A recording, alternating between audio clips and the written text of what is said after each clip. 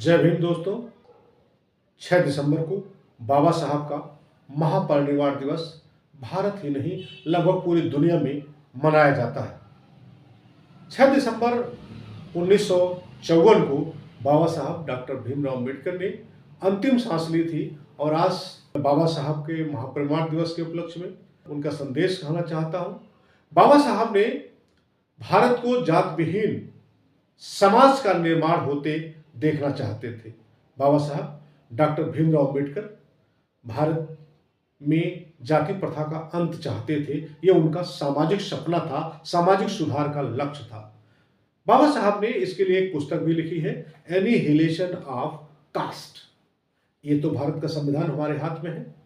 तो बाबा साहब ने संविधान में भी अनुच्छेद 21 में यह व्यवस्था किया कि कोई भी व्यक्ति स्वतंत्र जीवन, दैहिक जीवन के मौलिक अधिकार के अंतर्गत एक अधिनियम उन्होंने बनवाया जिसे विशेष विवाह अधिनियम 1954 स्पेशल मैरिज एक्ट 1954 कहा जाता है।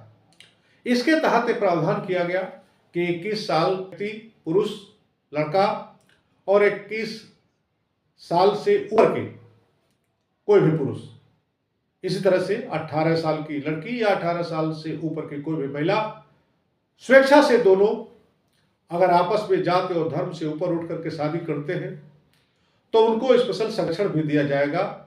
प्रोत्साहन स्वरूप तमाम राज्यों में अनुदान राशि भी दी जाती है जो न्यूनतम 50,000 से लेकर के 3.5 लाख तक, जहां तक मुझे जानकारी है, दी जा रही है अलग अलग राज्यों में। कोई जान का खतरा हो तो उनको सुरक्षा भी दी जा रही है। इसलिए बाबा साहब को आज सच्ची श्रद्धांजलि यही होगी कि उनके सपने का भारत बनाना होगा और उसमें अपना योगदान देना होगा। जितने लोग बाबा साहब के महापरिनिर्वाण दिवस को मना रहे हैं उन सब से खास तौर से अनुरोध है कि एक कदम आगे बढ़िए। अपने बच्चों की शादी अगर आप खुद शुरुआत नहीं कर सकते तो कम से कम जो बच्चे प्रेम विवाह करना चाहते हैं उनके मार्ग में रोड़ा ना बने, उनको करने दें। मिल रहा है भारत, आपस में मिलने दो। इससे आप दहेज लेने देने से बच सकते हैं और बाबा साहब के सपनों का भारत बना सकते हैं। बाबा साहब ने यह सपना इसलिए देखा था और इसलिए अधिनियम, विशेष विवाह अधिनियम 1954 बनवाया कि इस अधिनियम के तहत ऐसे जोड़ों को विशेष संरक्षण भी प्राप्त होगा, अधिकार प्राप्त होगा। और धीरे धीरे वो जानते थे एकाएक कोई परिवर्तन नहीं होता। धीरे धीरे जब ये प्रथा चल पड़ेगी कि लोग जाति धर्म से ऊपर उठकर विवाह करने लगेंगे। जैसे मैं पटेल हूं तो पटेल में भी कई तरह के लोग लिखते हैं, वर्मा, चौधरी, कटियार, सचान, बहुत से लोग सिंह भी लिखते हैं। तो ये लिखते हैं हुए भी लोग एक दूसरे बने कुर्मी में पटेल पटेल में शादी कर रहा है। अपना रिश्तेदार मान लीजिए किसी कटियार में शादी हो गई, किसी व्यक्ति की सचान में शादी हो गई, चौधरी में शादी हो गई, तो भी वो चौधरी लिखता हुआ और मैं पटेल लिखता हुआ, वो सचान लिखता हुआ और वो कटियार लिखता हुआ। जिस प्रकार से रिश्तेदार हो सकते हैं ऐसे ही भले ही अलग अलग सरनेम लोग लिख रहे हो, लेकिन अंतरजातीय अंतरधर्म विवाह अगर होने लगेंगे और इसको मान्यता देंगे, चूंकि ये कानून हमारी चुनी हुई सरकार बनाती है और उसका पालन करती कराती है, तो अपनी सरकार को जिसको हम चुनकर भेजे हुए हैं, तो सरकारी इस व्यवस्था का हम सम्मान करें और मानव एक समान की बाबा साहब के सपने को अवधारित करके देश में समाज का एक नया स्वरूप, नई परंपरा हम दें। हमें इस मानववाद के संदेश को घर घर ले जाना है। और अगर हम बाबा साहब को सच्ची श्रद्धांजलि अर्पित कर रहे हैं तो ये हमें करना होगा, वरना दिखावा से कोई काम नहीं होता। जब उनके इस सपने को अगर हम पूरा कर सके तो तभी सच्ची श्रद्धांजलि होगी।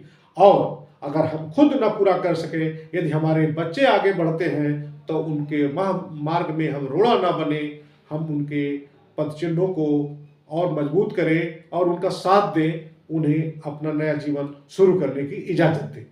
इस तरह से जब अलग अलग सरनेम लिखने और पुकारने के बावजूद भी लोग शादियां आपस में करने शुरू कर देंगे, तो वास्तव में बाबा साहब का सपना साकार होगा और एक मजबूत समाज का निर्माण होगा भारत का।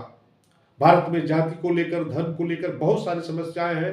देश इन तमाम समस्याओं से जूझ भी रहा है, इसका भी समाधान होगा। दहेज प्रथा का भी उन्मूलन होगा। ये तमाम ऐसी चीजें हैं कि जिसके लिए आज सच्ची श्रद्धांजलि के रूप में बाबा साहब के उस अधिनियम का, जो विशेष विवाह अधिनियम है, मानव समानता की स्थापना में एक मील का पत्थर साबित होता है। और इस मार्ग पर चले और यही बाबा साहब के प्रति और इस संविधान के प्रति हमारी सच्ची श्रद्धांजलि होगी। यह भी समझने वाली बात ही है कि जब हम भारत माता की जय बोलते हैं तो जाति और धर्म के सारे प्रतिबंध टूट जाते हैं और भारत माता की संतान होने का एहसास होता।